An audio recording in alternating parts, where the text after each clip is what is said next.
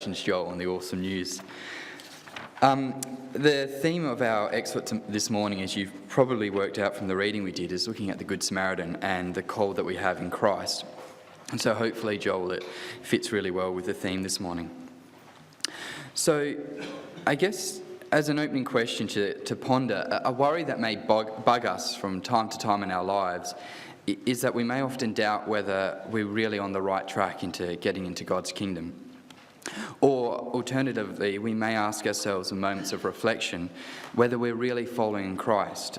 Are we being true to the terms of that agreement that we made when we were being baptised? And these questions are pretty much the same question, and they have the same answer. And so the basis of our exhortation this morning is to look at the person who asked that very same question of Jesus in Luke 10. So the chap that we're considering is the expert in the law, as it was read this morning. In some of your translations, it may well say lawyer.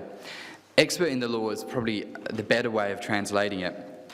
It's a peculiar word, and it's only really in Luke's gospel. It's a word that Luke uses as a synonym for the more common word we have in the gospel, which is scribes. And it's probably because Luke is writing to a predominantly Gentile audience. And to the Romans or Greeks, when they hear the word scribe, it conjures up an image of a mid-level government official. Whilst for the Jews, scribes did function as officials and writers or copyists for the ruling powers. But for the Jews, they had another and probably more important secondary function, which was they were also the people responsible for preserving, interpreting, and teaching the Jewish scriptures and traditions. And so Luke uses this word because he wants to make that role very clear to his audience. And because of this role, the scribes were an important religious and political force. They were a rather mixed group in that they were closely aligned and often overlapped quite a bit with the priesthood in Jerusalem and also with the Pharisees and Sadducees and the other political religious groups. But at the same time, they weren't, as we said, there was a lot of variety in them, and the scribes in those different groups often had quite a lot of rivalry with each other. We've got to be careful about sort of crossing over the Gospels too much, but for what it's worth, in Matthew 22, we're told that this scribe was a member of the Pharisee party. And so he comes up to Jesus as an expert in the law, and he poses a question to test him. And you notice he calls Jesus rabbi or teacher. So as an expert in the law, he then asks his self-proclaimed teacher a question to test his interpretation of the law. So he basically asks Jesus, what is the synthesis of the law? What must I do to be saved? How do you read the law? Jesus then turns the question back at him. He in effect says, well, you're an expert in the law. How do you read it? The scribe's interpretation is these two commandments that summarize the entire law. This summary is so crucial to the message of Jesus. It's found in all three of the synoptic gospels. And though in Matthew and Mark it's slightly different because it occurs in Jerusalem towards the end of Jesus' ministry, and it comes as the climax of his debate in Jerusalem against the leaders of the temple administration. And the question he's asked in Matthew and Mark is, which commandment is the greatest? Luke's account places this much earlier in Galilee, and the question's not so much about which commandment's the greatest, it's more looking at salvation, as we see. That's what the scribe's asking him. And also it's interesting that in this case it's the scribe, not Jesus, who comes up with this formulation. So the two commandments are, the first one is to love God, total dedication to God, and it's a quotation from Deuteronomy 6 verse 4, which is the Shema, Israel's most basic creed. So if you were to make an analogy to us, it's one of the most basic first principles we're ever taught. It's like the first instructor or the first Bible quote that's hammered into us. It's probably recited by the Jews on a regular basis, and it would have been the bit of scripture that first came to the Jews' mind. It was one of their most well-known bits. The fourfold repetition indicates that we're meant to love God with our entire being. It's wholehearted dedication. And this is the first commandment because it's the most important and it has first priority. First, loyalty and absolute devotion to God. And then the second commandment is to love your neighbour as yourself. This one stands in contrast to the other because if the first commandment was so well known to the Jews, it would be fairly hard to find a more obscure commandment than this one. It's a commandment that comes from a whole list in Leviticus 19, and it's sort of buried away there. The scribe in this gospel, or Jesus in the other records, takes this commandment, rather obscure commandment, and elevates it to a status of being the second most important commandment in the law, which to this point hadn't been heard of before. So this is quite a revolutionary interpretation. And the phrase to say to love your neighbour as yourself, it really rolls off our tongue. But the challenge for us as we read it, and hopefully as we go through our excerpt this morning, is to think about the implications of what it means as yourself. In a sense, this commandment's actually the harder commandment because it involves actual actions in our lives. Our love for God is demonstrated or proved by our love for our neighbour. And it's sort of mirrored in Jesus' words in John's Gospel where he says, well, if you love me, then you'll keep my commandment. And my commandment is that you love each other. It's worth noting a couple of things about this before we go any further. First of all, you'll notice how realistic this commandment is. It's not asking for a vague love of the world or for everyone in the world. That's not entirely possible in the way the Bible defines love. Rather, it's saying that there should be a concrete love which is seen in caring for those that share the road of life with us. And it's not asking us to have self-loathing or self-hatred, but rather it's saying to use that natural care that we all have for ourselves as a measure for how we treat other people. And this love command embodies the central motivation of Jesus' ethics. It's the core of all his teachings. In the Sermon on the Mount, or the Sermon on the Plain in Luke, Jesus takes this commandment another step further. He commands us to love our enemies, to show love in the face of hatred. And his message to us is clear. Love isn't love if it depends on having a loving response returned to us. The unnaturalness of this command, it's so extreme and it's so counterintuitive to love your enemies that it gives us an insight which we sometimes lose with centuries or really millennia separating us and Christ. But it gives us an insight into how radical Christ's message is to the Jews of his day, but to humankind everywhere. The love Jesus is speaking here, and the love that the Bible speaks of, goes beyond mere emotion. It's a love of choice, where we are choosing to act kindly. If you think about it, how else could you possibly ask someone to love their enemies? You can't choose to feel friendly or lovey-dovey towards your enemies, but you can choose to act kindly.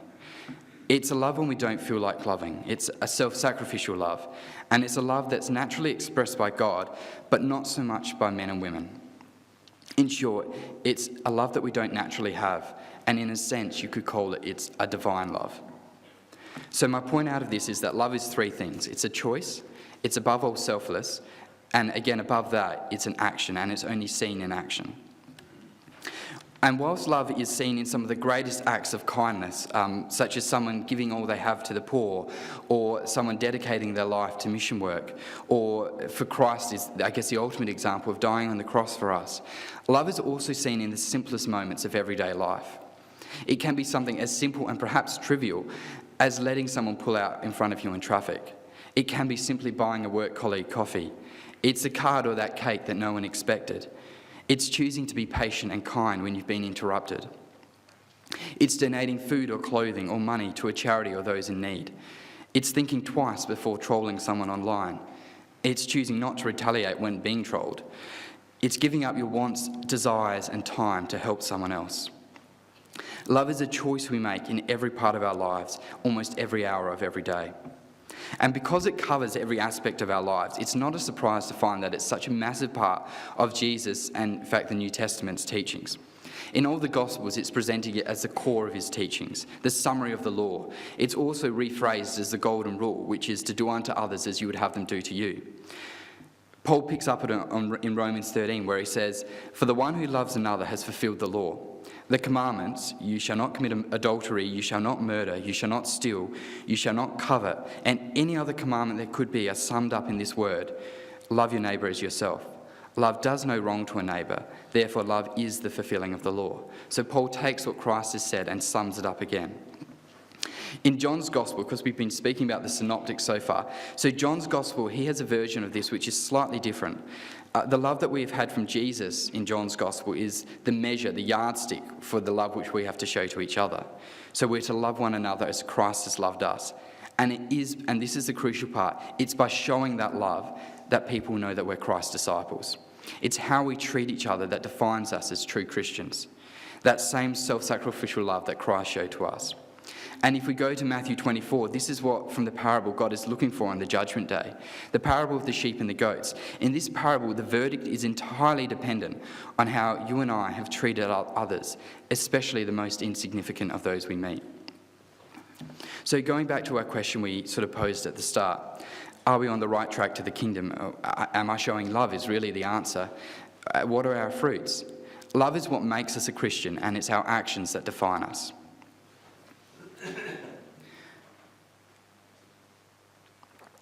The question then that comes is, does that mean we have to be an insular community?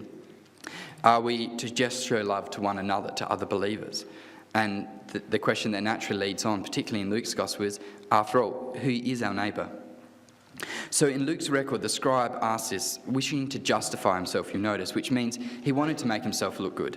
I.e., he wants to define neighbour in such a way that demonstrates that he actually keeps the law to love his neighbour, which he's probably thinking neighbour being other Jews, perhaps other scribes or Pharisees, or perhaps only who he deems as being the righteous ones. So before we jump into the parable, just a note about the parables. The idea of what a parable is and how a parable should be read has changed a lot over time. In fact, it's sort of done a 180 probably 360 degrees turnaround. A rather timeless definition, though, which is quite helpful, goes like this.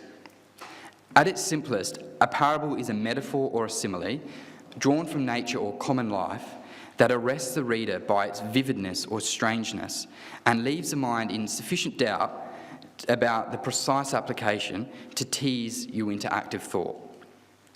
So the point I want to take away from that is, first of all, the parables are drawn from everyday activities for the first century Jews. So we think about the sower going out to sow, someone travelling from Jerusalem to Jericho, a father and his two sons. They're common situations that people would and could relate to. But they've also got an unexpected twist to them. So as the listener's sort of nodding along to a common scenario, the story takes an unlikely or bizarre twist. And that unexpected twist is what provokes us to think about it. And that's the essence of the parable. They're there primarily not to illustrate Jesus' teaching so much as to challenge us and call forth a response from us. And in a way, they work similarly to jokes. I don't know how to pronounce that word. A joke will often start out, if you think about a common joke, I won't say one because it probably won't be funny, but a joke often starts out with a familiar or an understandable situation, such as three men walking into a bar. It's a situation that you can identify with, but then the ending is unexpected. It catches us out, and that's what makes a joke funny. Parables are similar, but not in a humorous way. So the scribe is immersed in the story. He gets caught up with it, and then there's an unexpected ending that ambushes him and challenges his preconceptions. So 2 points we need to sort of come to grips with before we can hear the parable like the scribe would have heard it is, first of all, as we alluded to at the start, Jewish religious leadership wasn't unified. There were a lot of rival parties, and we know about the Sadducees and the Pharisees. But the scribes who bridged these groups as well, there was a lot of rivalry between the scribes and the rabbis who were out in the countryside in Galilee, like this chap, and then the temple administration in Jerusalem, which consisted particularly of the chief priests, the other priests, the Levites, and the Sadducees. And the other thing is that the Pharisees, unlike the Sadducees and the priests so much, the Pharisees were very popular with the poor people. They were very concerned with caring for the poor and almsgiving, while the priests tended to be more about ritual purity, though obviously the Pharisees had an aspect on that as well. So, coming to the parable of the Good Samaritan, travelling from the road from Jerusalem to Jericho was a familiar scenario. The road was about 975k long. It went through quite a rocky area, and bandits were a realistic risk in that time period. And indeed, in the story, the traveller's caught, he's robbed of everything he owned, he's stripped naked, and then he's beaten and left half dead on the side of the road. Then the priest and the Levite, and notice how both of these people are associated with the temple worship. They pass by, and we don't know why they pass by, why they choose not to show love. It could be because they're concerned about tarrying and looking after the chap if there's bandits in the area, or it could be potentially that they're concerned with ritual purity and touching a potentially dead person. But the point is, in either sense, they failed to obey the law, and care for their fellow countrymen. And this would fit into the scribes' perception of them as being concerned with ritual purity and the temple service so much that they're neglecting the common people. So the parable's fitting into what the scribe's kind of expecting. And you can imagine the scribe thinking and expecting that the next person to come along is going to be a rabbi, he's going to be a Pharisee, who's going to carefully fulfill the law and actually look after the hurt countrymen. But then the unexpected trap falls, and it's a Samaritan. And the Samaritan goes above and beyond what any reasonable person would expect in fulfilling the law. A Samaritan helping a Jew is unexpected, for sure, but the lengths that he goes to help him are also shocking. So if you look at the first part of verse 34, so if we just, for a second, just ignore that he's a Samaritan, that first part of 24, going to him, bandaging his wounds, and then contemporary medical practice of the day, putting oil and wine on them, that would be, from what we can tell of contemporary records, that was sort of what you would expect from a kind person if they met a traveller in need. But that second part, where he then transports him on his own pack animal, he takes care of him that day, and then leaves him with funds in advance, basically an open cheque for any other needs this person requires. This is revolutionary compared to reports of how less privileged invalids were treated in the contemporary Roman Empire. This Samaritan hasn't just kept the spirit of the law. He hasn't just kept the letter of the law. He's exemplified the spirit of it. He's gone way above and beyond. And you can see the scribe's shock at initially hearing the word Samaritan beginning to turn into disgust and anger. The Jews, we know, hated and despised the Samaritans. We don't know for sure who the Samaritans were and what their origins are. The best explanation I've found so far is that they were possibly remnants from the northern kingdom with some priests who had been exiled from Judea joining them, and they formed their own temple worship separate from the temple. But over the last 100 years or so, they'd become the religious and political enemies of the Jews, and there'd been atrocities and mass massacres committed on both sides of the fence over the last couple of decades. And so the Jews and the Samaritans had an absolute hatred of each other. And at the end, it may be reading too much into the record, but you'll notice that at the end, the scribe can't even use the word Samaritan. He says, "he who showed mercy," and perhaps you can hear him grinding his teeth over that phrase. And this is the interesting thing about the parables. You'll notice when we're reading it carefully, Jesus hasn't actually answered the question. He hasn't said, "Who is my neighbour?" Instead, he's really redirected the question. The point of the parable, and the point for us, I guess, wasn't that the Pharisee wouldn't have shown mercy to the traveller, but the point is rather that he hates Samaritans. The Pharisee had set limits on who was his neighbour, and what Jesus did in this parable was challenge that narrow definition of neighbour by showing that a Samaritan can be neighbour to a Jew. And if that's the case, then neighbour can't be limited anymore. But the parable also exposes the hatred and contempt that this scribe has for those who he doesn't consider his neighbour. And thus it really shows how, despite him trying to justify himself, he really wasn't keeping the law at all.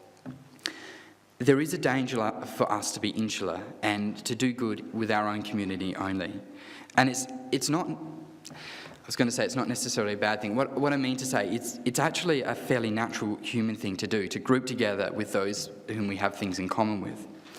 But if we only love those who are like us, how are we possibly an example to the world of a higher way of living? To take the words of Christ, if you love those who love you, what reward do we have? Do not even the tax collectors do the same? It's a natural human thing to do that. How are we showing a higher calling? And if we greet only our brothers and sisters, what more are we doing than others? Do not even the Gentiles do the same? But we have to be perfect because our Heavenly Father is perfect. So we are to love each other and to do good first to the household of faith. But we cannot limit our neighbour to just those who are in our groups, to those whom we also consider as righteous. As we see from the Samaritan, there are no racial, social class, or religious limitations on neighbour. We have to show love to the Samaritans of our world, to the despised groups that our society has kicked out, the ones that we are told by our society that we should naturally hate and despise, the isolated ones, the ones we would otherwise have nothing to do with. The point of all this, as we sort of wrap it to a close, is that what makes us disciples, the path to the kingdom, is made up of the choices that we make on how to treat other people, how we choose to act kindly, and the love that we show in that is really the essence of what God requires from us. and we cannot limit or decide who we show love to.